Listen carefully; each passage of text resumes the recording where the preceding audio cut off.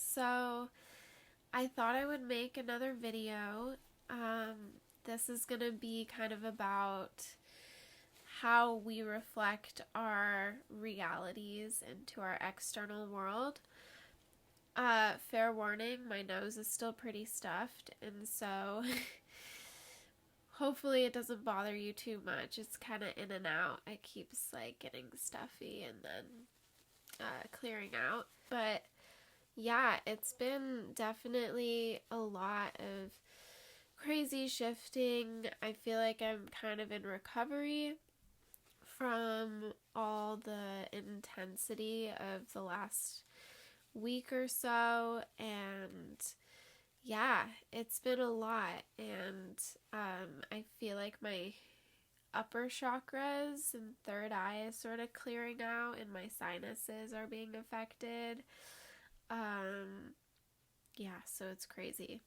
Anywho, um so I was thinking a lot about this mirror effect that happens between ourselves and our external reality.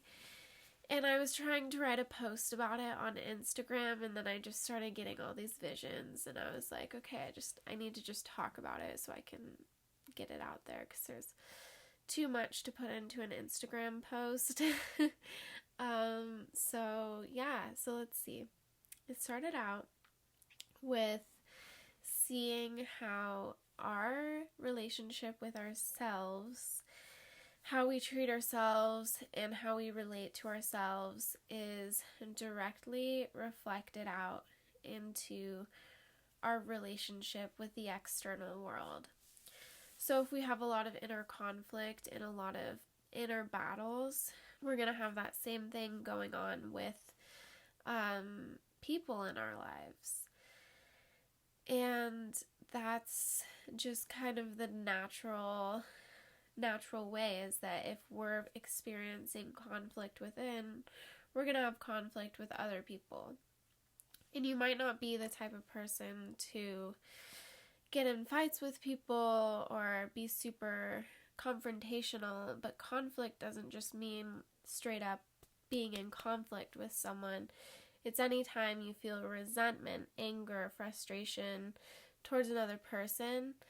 In a sense, you're basically projecting your problems onto them and just seeing the aspects of them that are reflecting back to you the problems and insecurities that you hold within yourself. And so that's the crazy thing, is that if you're ever triggered, if you're ever angry at someone, that person isn't doing something. I guess they are mirroring back to you what it is within you that needs to be healed. And so we're literally in this world of mirrors, and people are constantly mirroring back to us what needs to be healed. And it's done in a way that can be very triggering and very frustrating. And we're kind of coming out of this cycle within humanity where we blame our problems on other people. The thing is that doesn't mean that just because someone's treating you poorly that it's all your fault, and that you just need to heal your wounds and they can still treat you that way. It's also about having really stable boundaries with people. And I'd like to make a video on boundaries too, but how you treat others is how they're gonna feel like they can treat you. And so if you're also stepping into someone else's boundaries and you're not listening to them, and they tell you to stay away from them for a moment or whatever, if you step into their boundary, they're gonna think that they can do the same to you. And that has everything to do with everyone in our lives. We can't just say just because they're family we can step into their boundaries. We should respect everyone's boundaries and listen to what they want, because we want them to listen to us when we're hurting and we just want to be alone. Or not over, I don't know, we don't want people to step into our spaces if we don't want them to. So that's a whole nother thing. Anyways, back to this internal experience reflecting back to us from our external world. We are literally in a society that is a constant healing system, I guess you could say. So whatever happens around us is going to be healing us in some way, and sometimes we're reflected back to us the love and the light and the beautiful aspects of ourselves, and sometimes we're forced to look at things that we really don't want to look at. But the thing is that if you're not experiencing pain and you're not experiencing other people triggering you, then you're not going to be able to heal, and you're not going to be able to start to create a reality that you want, because you're going to be holding a vibration that's so stagnant that eventually you'll just kind of go numb. And stagnancy, I guess we can fall into a stagnancy when we put our walls up and we don't want to feel any emotions, and we don't want to let people in because we're afraid that they're going to hurt us. But then we end up not letting in the good feelings too, and not letting in the negative feelings. And the negative feelings are what's healing us in the first place. And so I'm also getting a vision about how we are born into bodies and into families that aren't necessarily fully healed. There's a lot of baggage that we've accumulated as human beings, and it's even ingrained into our DNA, and how we deal with things is going to be similar to the way our parents deal with things and the way that their parents deal with things.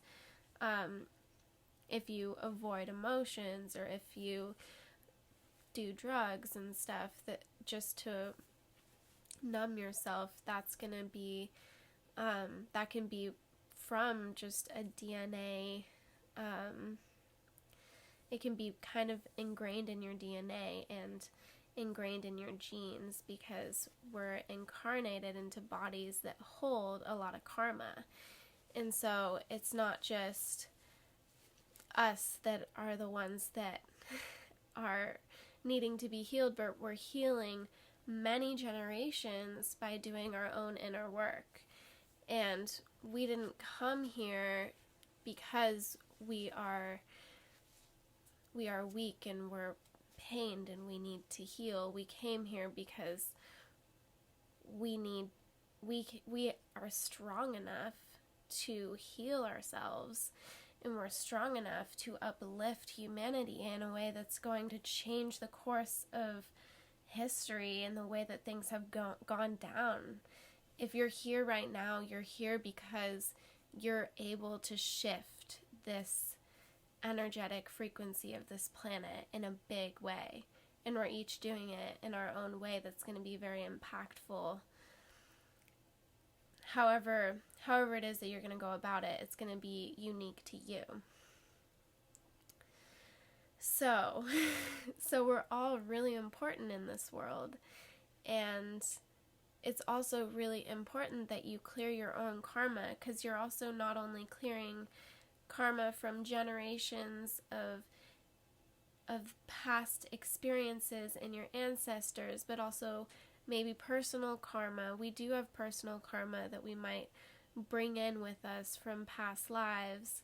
But I do want to point out my interpretation of past lives, because I've had a lot of past life memories and I've had a lot of experiences with them. And I guess I've come to my own conclusion of what it means to have a past life and why you might carry that over into this life. I don't believe that we have to carry over any of the pain that we experience in past lives. I don't think that that's always necessary, and I don't necessarily think that we keep incarnating and keep incarnating as human beings until we can stop incarnating because we've become enlightened. I don't think that's how it happens. I think that we choose as souls to experience many different lives in order to bring in more awareness of what it means to be a being and to experience life in our own ways, in different ways. And we experience pain to show us what it means to be light, because that's really what we are. So we're learning about who we are by experiencing life. It's crazy. And so I think we choose to bring past lives or past karma from other lives, or I guess you could also say they're parallel lives if you're looking at it from a higher dimensional perspective. All these lives are happening simultaneously. We're not just linear beings. Everything can also be happening at the same time, even if there's historical times and future times. They're also all happening all at once. Time can also be perceived as non-existent, but it's also existent. And so we choose to bring in aspects of ourselves and in memories of other lives and connections with other pieces of ourselves that may be useful in this lifetime in order to accumulate information or clear even ancestral karma. Sometimes remembering past lives can help to do that. It can also help to clear collective karma. So as a collective of humans, we all also hold sort of a collective karma, and the things that are happening in our society, we're each contributing to by the different things that we're holding within, the emotions, the heavier emotions, the lighter emotions, the internal wounds. And our society as a whole is almost its own entity, or I guess the collective humans is almost like its own entity with its own wounds that are needing to be healed.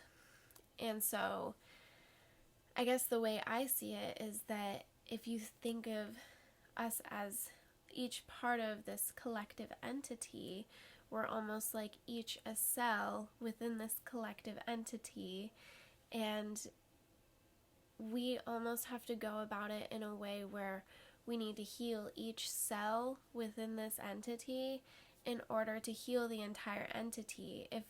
If all the cells are kind of broken and pained and they're trying to fix everything else that's happening, but they're not fixing themselves, then it's just going to continue to create a corrupt society and a corrupt experience. And so it's really important that we take care of ourselves and that we heal ourselves, because we're going to be contributing to a much brighter society, and a society that's going to be more surrounding love and peace, because internally you're going to be in a place of love and peace and internal awareness. And so it also is opening you up to more expanded consciousness, and by doing that you're actually opening up the gate for more people to expand their consciousness, because you're streaming light into your cell. Let's say you're one of the individual cells within this collective consciousness. You're streaming your own light in through yourself, and you're affecting all the other cells, all the other beings that are around you in your lives, and you're shining light on them too.